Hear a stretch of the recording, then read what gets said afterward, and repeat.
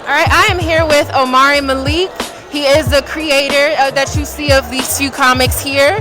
Now, I wanted to interview you about your books here. Now, what started this all off? So Have a mic.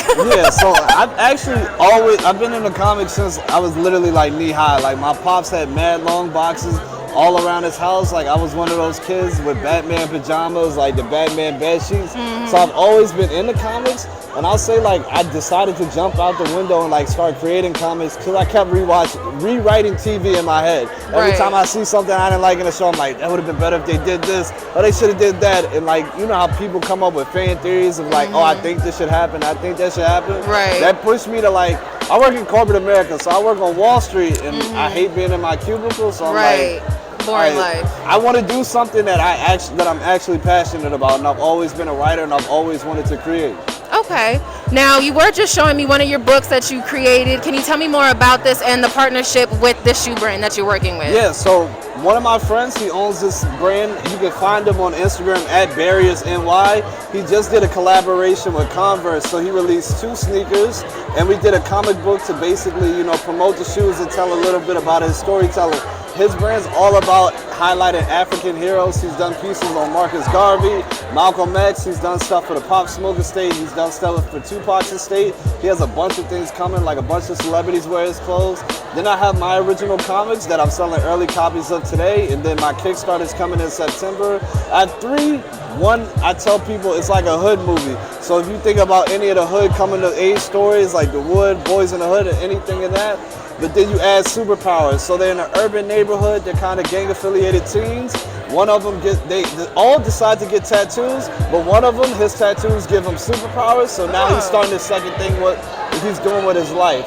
This one, it's a manga, because I've always been in an anime. It's an underdog story, so it's about a guy that lost his entire family, and he ran away. He found 7 dogs. Those dogs became his new family. Now he's going back home to figure out what happened and to stop what happened to him from happening to other people. And then this one, I grew up watching Disney Channel and Teen Nick, so I've always wanted to write something. And I have a little sister, so I wanted to write something that was like a teen drama. So it's about a 15-year-old girl who has the power to shapeshift. So she literally can be anything she wants, but she's struggling to be herself. Okay. Now, what drives you, this passion to create such representative comics, and what drives you to your passion to the community? I've always been into comics and Power Rangers and Yu-Gi-Oh! And I for the longest time I couldn't understand it, but like anytime I saw a black character, I always wanted that was my favorite character. Yeah. Like my favorite season of Power Rangers is SPD, where the Red Ranger was black. Yeah. That's my favorite season of Power Rangers. Like my favorite season. So I've always been drawn to that. Obviously I grew up, like my dad was in the comics, so I had all the original Milestone books. So I've always wanted to do it, and it's like a lot of the mainstream companies, yeah, they have their black books and things like that, but I never got something that was like encompassed a lot of things I did. Like I'm into fashions, like which is why I have a friend that had his streetwear brand, and he did the fashion collaboration. So I'm into clothing. I love hood movies. I love things like Friday. I love the teen drama, but I never was able to find books that targeted a little bit of everything I like. So that's what I did with my books. Okay. You know? So this is my first time vending because my books are coming out in September, so I'm doing cons and to try to promote them and get the word out. But like I've been to a bunch of cons. I feel like BlurCon's a little bit different because everybody here looks like us. Like when you go to other cons, you definitely see all the black people getting together, and you start to see us pocketing up, and that's how I ended up meeting my mentor Greg. Like going to cons and be like, oh shit, somebody that looks like me. Like let me walk over to his table.